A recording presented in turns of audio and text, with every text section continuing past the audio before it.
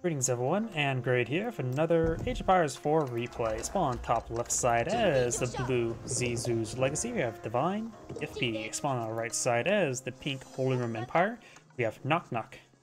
Who's there? There's Chinese. Don't know where I was going with that joke.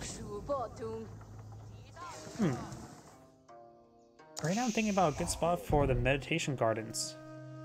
Right here seems like a good spot to get 2 deposit gold. Was that 60 gold per minute? If maybe 20 wood here. Another spot could be right here for wood, gold, and stone. Stone here, not here.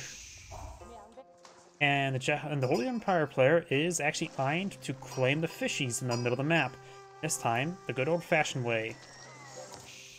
Fish do get collect up the same rate as deer. They don't have improved carrying capacity, but he is a Empire player. Not as good as hunting deer, but still pretty good. And additionally, 1 fish deposits down here. So you might need to pull out probably another mill over here, and another mill down here, but he should be able to get quite a bit of food here. We will spot the villagers right there. Meditation gardens going on up. He will deploy right there. Oh, that's a pretty good spot there. That should give him maybe 30 to 40 wood and definitely 60 gold per minute. So he's going to have a good amount of free gold.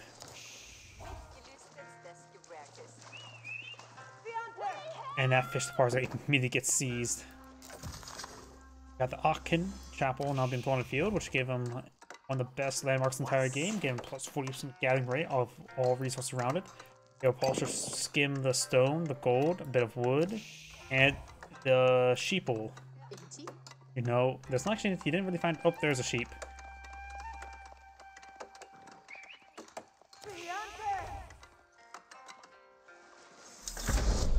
He has retasked his villagers on this food deposit. That's definitely closer than this one. And we're going to have to wait and see the max resources from that meditation garden. Got the Jengen Tower to control field, which will give him a bit of rebate as he starts pulling out military production structures.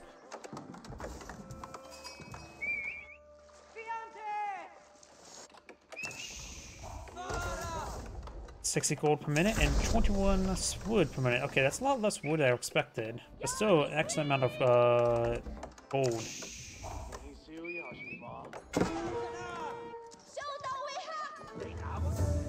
The fish have been claimed from that deposit as well. This one has not been touched. This one has been touched a little bit inappropriately.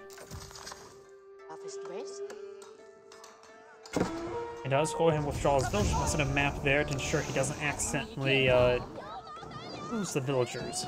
Though Zizu's Legacy doesn't really have a lot of super heavy stuff to be harassing. They have additional towns now in the field, which also got a free villager from the Jengen Tower. Of course, this landmark is slightly disrupted, taking a little bit of economic damage there, losing 2 wood per minute and 6 gold per minute. Nothing too significant though. And decides to get some arrows there, and does keep him at bay. Holograph Palace not being put on field, so he's eyeing for some infantry. There's his barracks times 4. Horsemen faster, so it's times 5 barracks.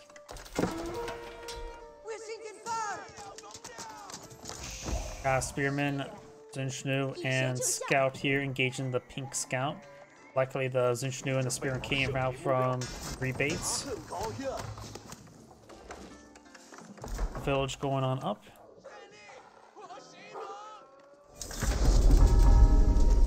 Oh, and pink immediately starts capturing up after when getting next age. And that's one way to tell your opponent, hey, I've reached a castle age. You hear a bunch of sound effects at the same time. Marching drills now pulled on field. He's going to bring in some early man-at-arms. Spearman stabbing the prelate. The man-at-arms need to get down there and help him out. Encapsulate that relic there. Pink has picked up a relic. Probably assumes opponent going for Agion Chapel, not the Holograph Palace. Either way, it's still a good idea to encapsulate the relics, because the Empire player, as you know, already have some relics on the field.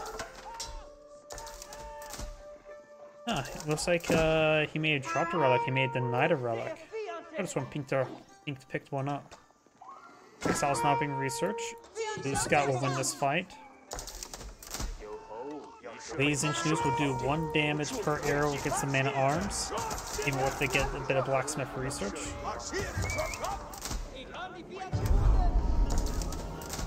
Ink's now approaching 6-side victory. Got the man-at-arms research.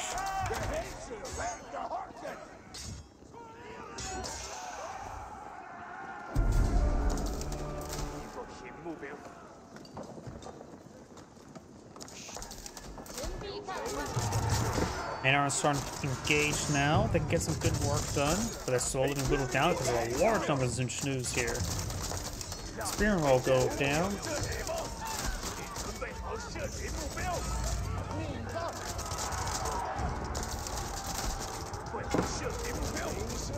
And now man-at-arms starting to fall back. Blue does actually have quite a bit of value killed. I'm so surprised. They didn't really kill that much stuff. Seems a little bit high, the destroyed value. Man-at-arms, of course, 120 each. I don't think he killed that many man-at-arms. He did get a good number of spearmen killed, that's for sure. And all those wolves will go down. Unless those spearmen didn't count that he killed, didn't count as worker value killed. Yeah, he killed off like 10 spearmen, right? Should be much higher than this. He had at least 5.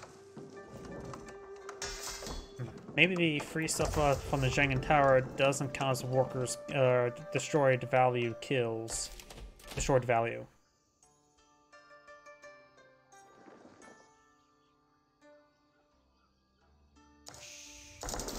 Second side has been captured on up. Got another outpost being pulled out over here, and now we've got the man-at-arms pushing forward with a spearman.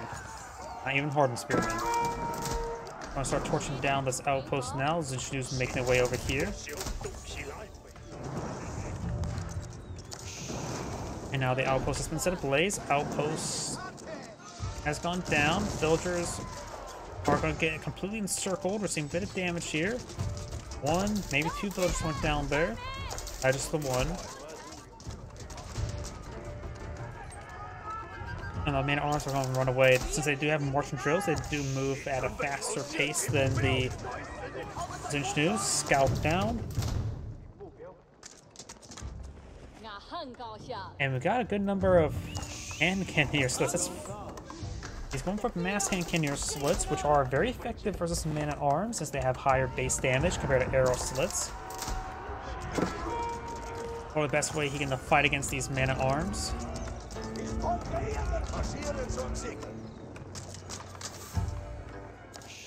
And you usually see this combination with the meditation guard being near a stone deposit, but that's simply not the case this game.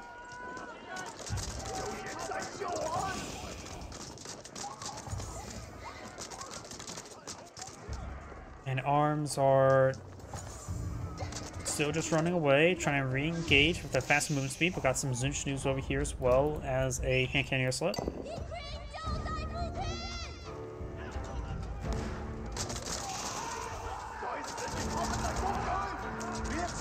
Man-at-arms at this point in time may just want to run away, get some prelates for healing.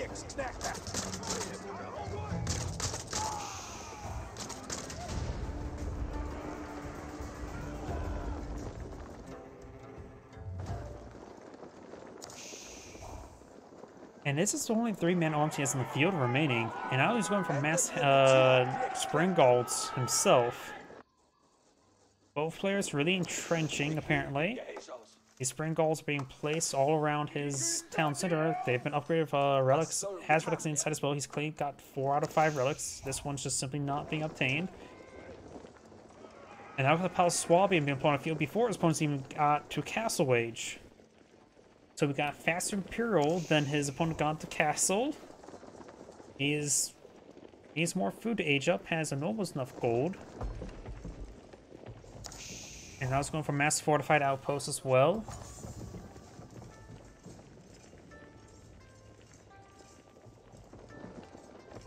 We got a number of granaries here, which will provide some good food income.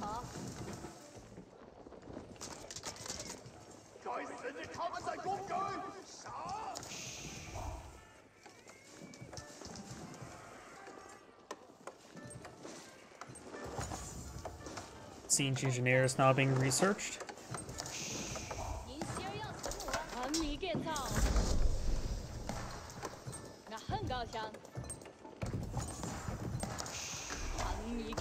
The meditation gardens have been slightly disrupted as well. At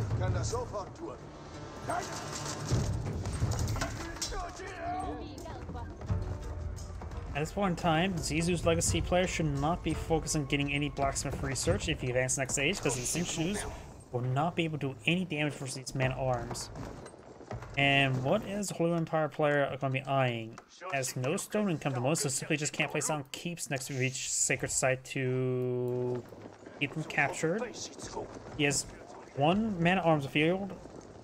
Going for some mangonels, that would be great against his composition. More outposts there. We've got Mount Lu Academy now going on up. And somehow he has 0 stone in reserve. He had the exact number of stone for all those spring gold upgrades, apparently.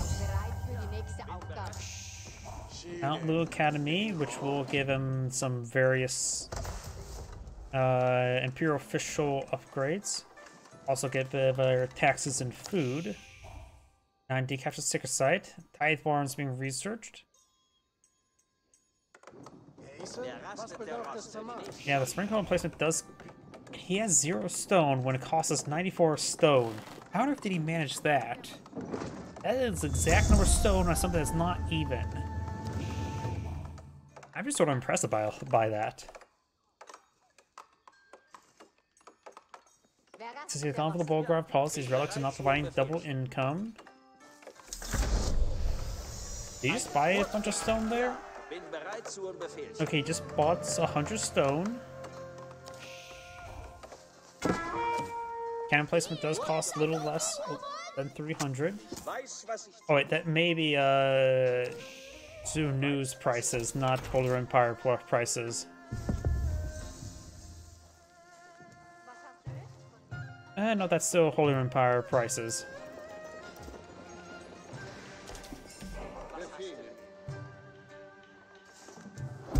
Going for big wave research. Veteran Zinch News makes sense. At least give them more health, won't give them more damage. Against man-at-arms at least, but if he doesn't have any man-at-arms. His next site will be decaptured by the scout. Why are they cheering? They didn't win a fight. They just started randomly cheering for some odd reason. Am I just crowing crazy?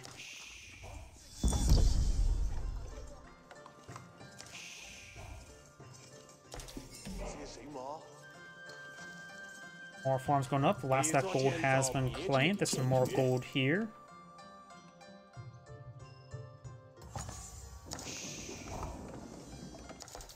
Relics still there.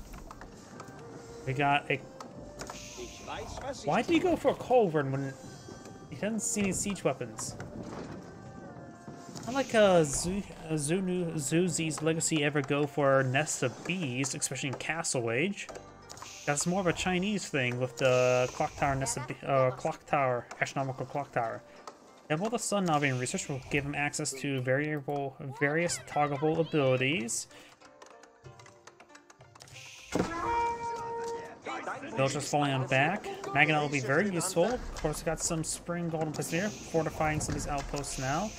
This other one has been upgraded with cannon placement as well, which will be able to one-shot these Zunschnoos. By default, they have increased move speed, which is actually not half bad.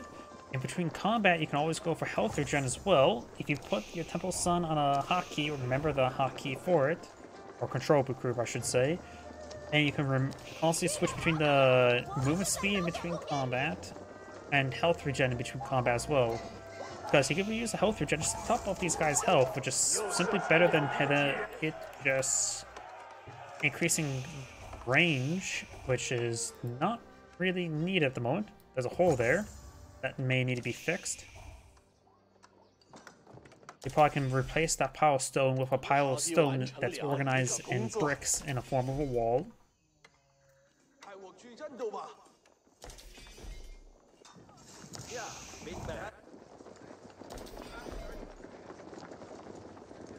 Schnews making their way down south. Bulgar Paulus building out some elite mana arms. Does he have what's it called? Does not have elite army tactics and still lacking almost all the blacksmith research. And definitely needs to get out some more mills around the Aachen Palace or Aachen Chapel.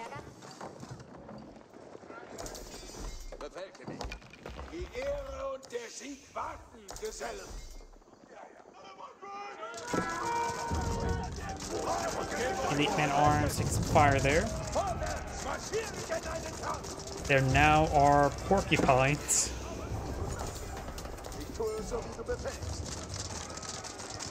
Seven damage, so, and they have 6 armor, so they does have an adequate amount of range armor.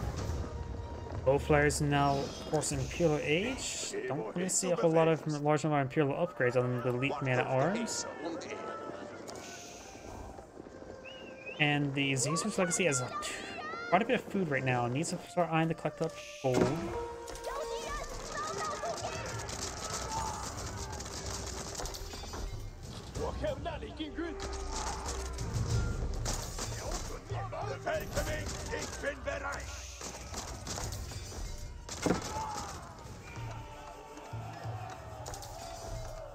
Keep going on up.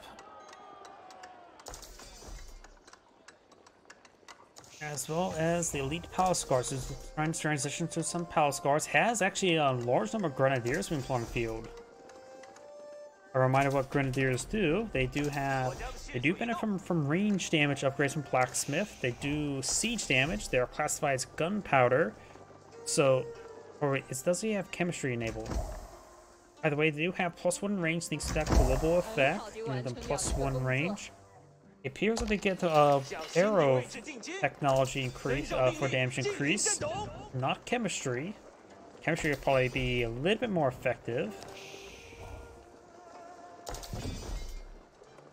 I wonder if they get affected by both. I rarely ever see grenadiers ever get pulled on the field, so I honestly can't say all the exact interactions. They do have siege damage, they do bonus damage to structures. So they do a little bit more damage than torches. His opponent is going to go for mass man arms, so the grenadiers will be effective. Zunschnus will not be. We got a good number of mangonels. If you put them on top of walls, they get +2 range. 6 range grenadiers on top of walls. Sounds interesting. He's going for a massive number of stone walls. May want to get Pearl up over here. Blue does find a monk here.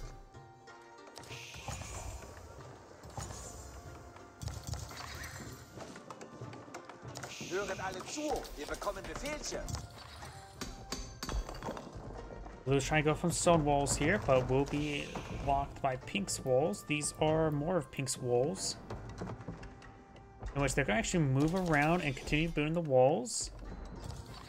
So it's going to be a little bit messy, and walling off the trade post could allow Blue to get out some trade. So it's going to get a little bit messy there. And relics have been picked up by Pink, or by Blue. One has been picked up by Pink, go to another outpost. Let's see, Bombard needs to be fortified. Place one to keep. Wouldn't be half bad. It also has a Bombard on the way.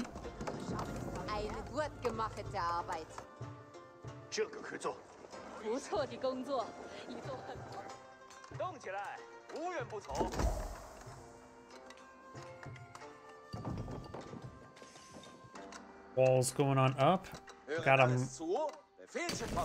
Those are outposts being pulled up by Pink.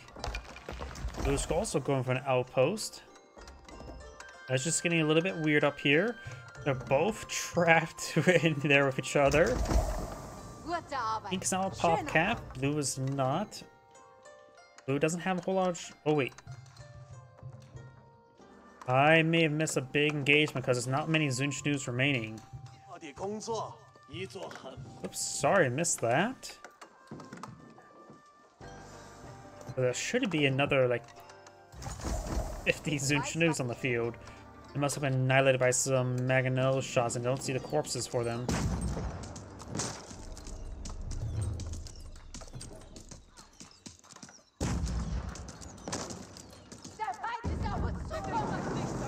Pink's outposts is being upgraded for cannon placement. Blues is firing arrows from villagers. Looks like these villagers coming over for some repairs.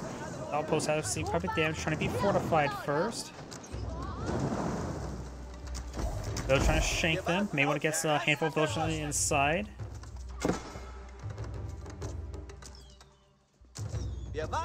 As these villagers actually have trouble moving around.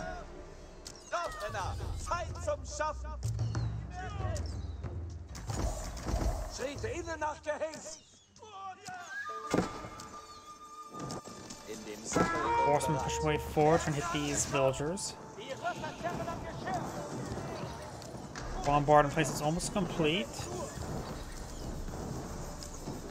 We should annihilate these villagers. Yep, villagers do go down there. Palace Guard now moving over here. There's a good number of Grenadiers support them as well. Gain some good damage on the Man-at-Arms. Man-at-Arms have been upgraded with blunt weapons, now with two-handed weapons. So they will be very effective as Palace Guards. But these Grenadiers getting some massive AoE effect.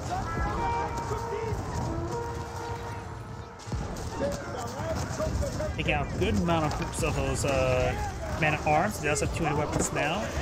Palace Guards still adequate front line for the time frame. But remember for as well, Spearmen and Palace Man-at-Arms and Palace Guard as well have roughly the same durability versus the blunt weapons. Ooh, these villagers are going to get hit significantly. Need to get inside the keep. Spearmen moving around does get some good damage there. Fortified outpost versus fortified cannon outpost. Both have cannons.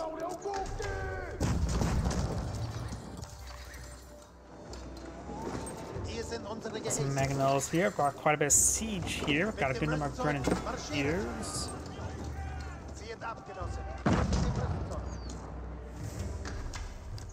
And looks like one of the villagers popped out to get some repairs.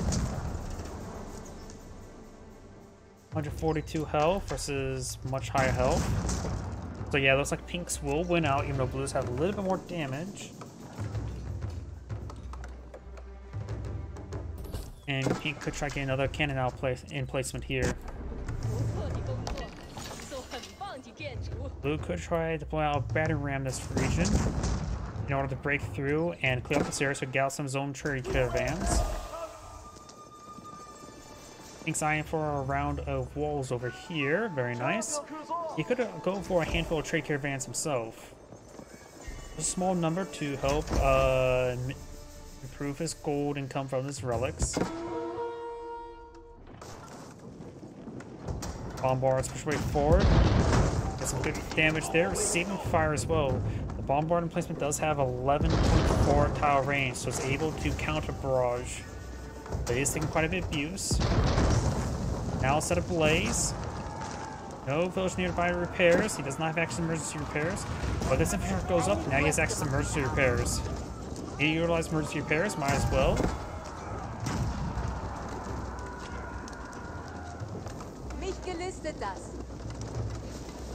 He doesn't realize he has emergency repairs. There's emergency repairs. Grenadier's taking quite a bit of damage there. Takes off one of those siege weapons. Spring Gulls are getting hit. Gotta be careful in the max range. Bombards gets another volley there, but it's getting hit by emergency repairs, and now some of the bombards are going down. Spearman push over here. Grenadiers firing some hits, getting some good volleys there. They have the same range as Cannoneers with that global benefit, but they are still very vulnerable to massive Mangonels. Good number of Grenadiers are now dead. Good hits down for those Mangonels trying to fall back there. Pink is losing his army, thinks those mass Grenadiers have massive damage. Bombards now push way forward, gets a bit of damage. He's out more than Mangonels. All the Mangonels have gone down. More horsemen are trying to advance along the flank. They will do both same versus Grenadiers. They are classified as range. Got a keep here as well as no upgrade here. Grenadiers gain some damage on the horsemen. Annihilating the formation to a splash damage. Also, Spearman and Palace Guard gains good damage as well. Bombards pushing forward. We've got another Bombard here. Merchant Repair is almost off cooldown. It's now off cooldown. Over into the massive volley there from the Bombards. And there goes over into the Springbolt. Trying to get some hits there. Probably a good idea to use emergency pairs now. Out of barrage is the pink Bombard. Does withstand the barrage. Some hits there. Holding oil is not being researched. Grenadier still fire rate, gains some excellent damage. Double Blues villagers are a little bit idle here. Keep receiving massive fire. Emergency repair has not been activated. Emergency repair has now been activated. With all of those nearby repairs, it will stall the damage, but only stall. Grenadiers gain some more and more good hits there. Goals taking out the Culverins. Bombards for 44. Culverins still alive. Need more hits on the keep. Holding all has been researched, not important this right now. See more and more Grenadiers getting some damage there. More Spearmen and Palace Guard trying to hold the front line for the Grenadiers. Grenadiers able to push forward and hit the villagers. That can be great, but right now they just simply don't have the range. Overkill on that man-at-arms. Need to hit this group of man-at-arms there. Getting good damage there now. Bombards gain some good hits there. Culverin has been repaired on up. Bombards have plenty of health. Being repaired up by now. Emergency repairs will not still on cooldown, so looks like the Bombard next volley could take it down. Does take out that siege weapons. Bombards fire. It takes out the keep. And now Bombards gain some good damage there. Does have 11 tower range, being classified as gunpowder as well. Now push his way forward. Some villagers here getting hit by pink. Does have the palace swallow, so he does access a good amount of repairs. Culverins here in good numbers. Grenadiers going to get a good volley on this formation. Their attack speed is decent as well. They have the same attack speed as archers. And even take out some of these magenta or pink traders, they're going for max distance, which now they're getting hit as well. This losing quite a bit of traders, and Blue Empire player needs that gold. There's still a gold puzzle here. Either side contain. Trying to push his way forward. Regulars getting some good volleys there. Getting tight of formation, needs some more Mangonels. Mangonels will be good for Snarl for the Grenadiers, but also can be decent this formation of units have been the pack.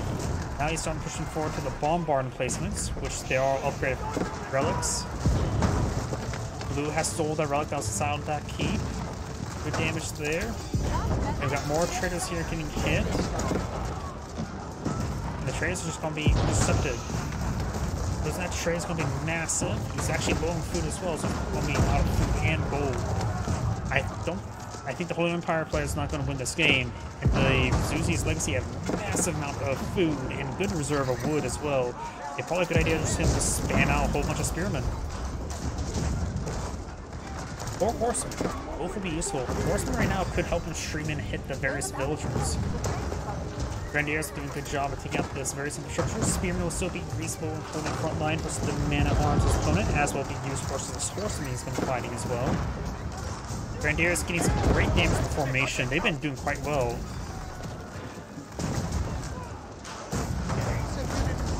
More, and now some of the Bombards are going down. Culverins just here in too large number. Culverins are expensive. 1,000 resources. And they simply have not provided that enough value. 2 or 3 is probably plenty. 5 is far too many, in my opinion. This is Android saying, thank you for watching, and on to the next replay.